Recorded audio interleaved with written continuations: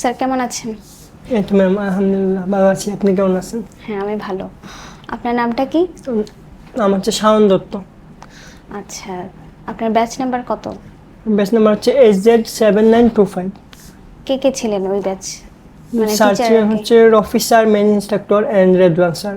আচ্ছা, তো স্যাররা কি ভালোভাবে পড়িয়েছেন বা হেল্প করেছেন জি সবসময়? ম্যাম, অবশ্যই। কারণ আসলে হেক্সাসে ভর্তি হওয়ার আগে আসলে আইএস সম্পর্কে জাস্ট আইএস একটা এক্সাম এইটুকু পর্যন্ত জানতাম।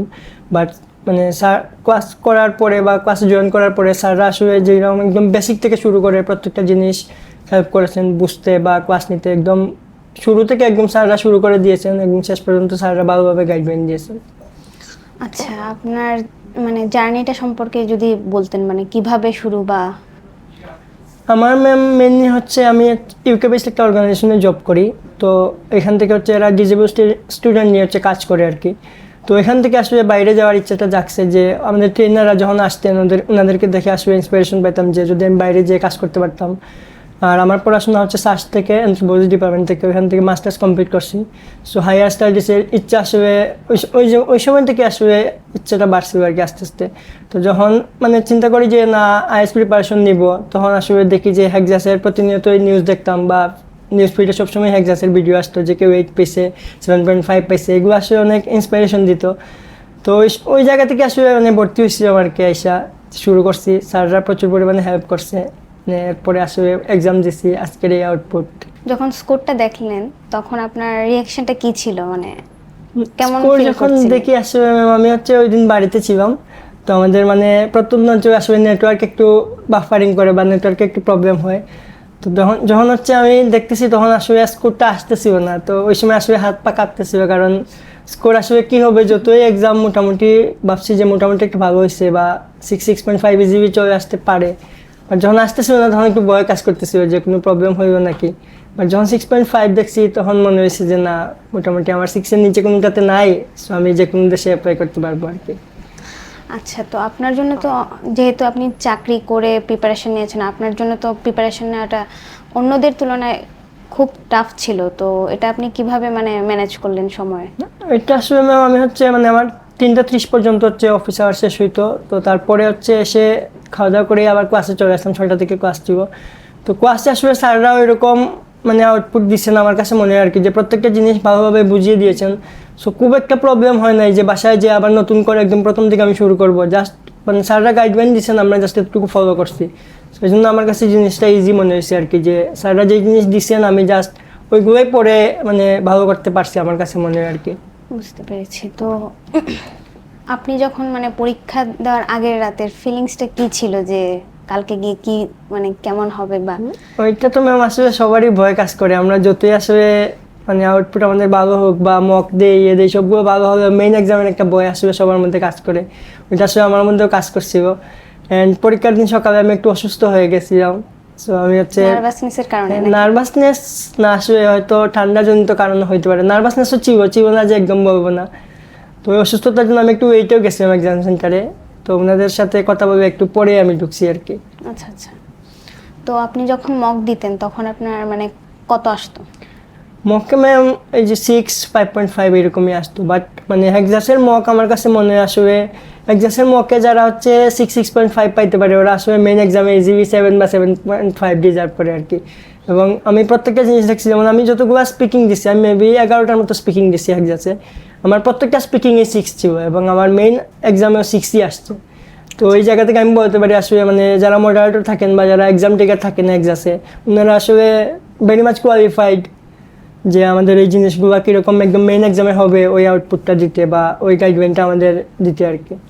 মনে হয়েছে যে এখন আমার দ্বারা হবে না, মানে সবকিছু সামলিয়ে, এরকম কোনো সময় ফিল হয়েছে কি? এরকম ম্যাম আসলে এরকম সত্যি কথা বলতে আসলে কখনো মনে হয় নাই, কারণ জব করার পাশাপাশি যেহেতু ডিসিশন নিয়েছি যে আমাকে আইএলটিএস করতে হবে, বা আসলে যে অপরচুনিটি পাইছি হেক্সাসের জন্য আমি ক্লাস করতেছি, তার পাশাপাশি আমার অনেকগুলো পার্সিয়াল ফ্রি আছে, অনেকগুলো মক ফ্রি আছে। ওইগুলো যখন দিছি আমার আস্তে আস্তে নিজের প্রতি একটা কনফিডেন্স আসছে যে না আমি মোটামুটি দিলে পারবো। সো ওই জায়গা থেকে ওইরকম কখনো ফিল হয় নাই যে না আমি পারবো না, একদম ছেড়ে দিই। সো কষ্ট করে করছি, আমার কাছে মনে হয় আর কি ভালো আউটপুট আসছে। আপনার মানে কোন মডিউলটাতে সবচেয়ে বেশি কঠিন লাগতো? আইএলটিএস? আমার আসলে প্রথম দিকে সবচেয়ে বেশি কঠিন লাগতো হচ্ছে রিডিং আর কি। তো রিডিং আসলে ট্রু ফলস নট গিভেন বা এরকম টাইপের কিছু কোয়েশ্চেন ছিল যেগুলো আসলে মানে প্রথম দিকে মনে হতো যে এগুলো আসলে কীরকম করবো, কোনোভাবেই আনসারগুলো আসলে সঠিক মিলাইতে পারতাম না। বা ক্যামব্রিজ দিয়েও দেখা যেত যে 19, 20 বা 21, 22 এরকমই আটকে থাকতাম অনেক, মানে এটা অনেক দিন আসলে ছিল। সো ওই জায়গা থেকে ভয় ছিল বেশি রিডিংয়ের জন্য আর কি। ফাইনালি হচ্ছে রিডিং 6.5 আসছে, তো দেখে খুশি হয়েছে আর কি। তো হেক্সাসের কথা আপনি মানে কিভাবে জানলেন? মানে হেক্সাসের কথা আসলে ম্যাম আসলে আমি কিভাবে জানলাম, এটা থেকে বড় কথা হচ্ছে হেক্সাস এখন আসলে বাংলাদেশের মধ্যে একটা ব্র্যান্ড বলতে পারেন। কারণ এটা শুধু আমি বলবো না যে হেক্সাস খুবই ভালো প্রতিষ্ঠান বা আসলে টানা 5 বারের বাংলাদেশের মধ্যে সেরা হওয়া, এটা আসলে অনেক বড় জিনিস। সো আসলে বাংলাদেশের প্রত্যেক মানুষই আইএস সম্পর্কে যাদের মানে আইএস যারা জানে আসলে বাংলাদেশে প্রত্যেক মানুষই আমি মনে করি যে হেক্সাস সম্পর্কে আসলে জানে। তো এই জায়গা থেকে হচ্ছে আমার সিনিয়র অনেকেই হচ্ছে হেক্সাস থেকে করছিল, আগে হচ্ছে ক্লাস করছিল, ওনারা ভালো রেজাল্ট করছে বা 6-এর উপরে সবারই ছিল। ওই জায়গা থেকে ওনাদের কাছ থেকেও জানছি। প্লাস হচ্ছে ফেসবুক খুললে আসলে এখন হেক্সাসের ব্র্যান্ডিং দেখা যায়। হেক্সাস আসলে একটা ব্র্যান্ডই বলা যেতে পারে না আসলে, যেহেতু 5 বার টানা আসছে, তার মানে বুঝাই যায় যে হেক্সাস আসলে কি পরিমাণ ভালো আউটপুট দিচ্ছে সব স্টুডেন্টদের। আপনি একজন মানে বাংলাদেশি স্টুডেন্ট হিসেবে আপনি তো অনেকেই গ্রামার নিয়ে অনেক কনফিউজ থাকে যে আইএলটিএস গ্রামার নিয়ে কি করব, ওদের আসলে আপনি কি সাজেশন দিতে চান?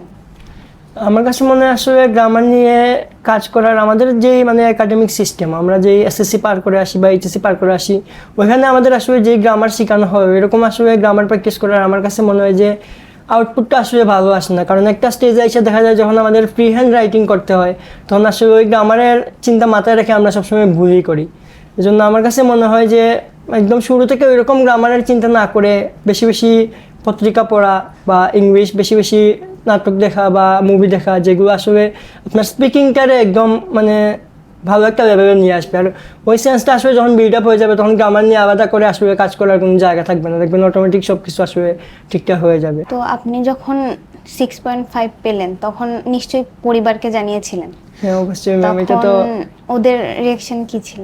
ওনারা অবশ্যই আসলে মানে ওয়েলকাম করছে সবাই, কারণ এই যে চাকরি বাকরি করে এই ডিসিশনটা নিচ্ছি ওইটা অবশ্যই ওনাদের ভরসাতেই। বাট ওনারা হয়তো ওইরকম সাপোর্ট আমাকে দিচ্ছেন, বাট রেজাল্টটা দেখে সবাই খুশি। আশা করি সামনে ভালো কিছু হবে আর কি। তো আপনি যে ভুলগুলো মানে প্রিপারেশনের ক্ষেত্রে করেছিলেন, তো এই কোন কোন ভুলগুলো মানে নেক্সট যারা প্রিপারেশন নিচ্ছে বা তাদেরকে কোন ভুলগুলো থেকে বলবেন যে একটু দূরে থাকার জন্য বা সাজেশন করবেন? আচ্ছা, আমার কাছে মনে হয় আমার আসলে সবচেয়ে যেটা তো আসছে হচ্ছে স্পিকিংয়ে 6 আসছে। তো স্পিকিংয়ের ক্ষেত্রে আমি যেটা বলবো, আমার কাছে মনে হয়েছে যে একই ওয়ার্ডের মানে রিডান্ডেন্সি এটা বেশি করছি আর কি স্পিকিংয়ে বলার সময়। তো এই জিনিসটাকে দূরে থাকলে আসলে ভালো করা যাবে। আর স্পিকিংয়ের জন্য আসলে মানে ওইরকম 2-1 পার্টনার দরকার যাদের সাথে আসলে আপনি অলওয়েজ প্র্যাকটিস করতে পারবেন। কারণ নিজের কাছে একটা সময় মনে হয় যে না আমি অনেক আসলে কথা বলতে পারবো, বা ওই কনফিডেন্ট ধরে না রেখে আসলে কথা বলাটা দরকার আমার কাছে মনে হয়। আপনি যত প্র্যাকটিস করবেন তত আসলে মানে আইএলটিএস আমার কাছে এমন একটা জিনিস মনে হয় যে এটার ফিক্সড কোনো রুলস রেগুলেশন নাই। আপনি আসলে যত প্র্যাকটিস করবেন আপনার প্রত্যেকটা জিনিস আসলে তত বেশি ভালো হবে। ওকে স্যার, ভালো থাকবেন আর আপনার ভবিষ্যতের জন্য অনেক শুভকামনা।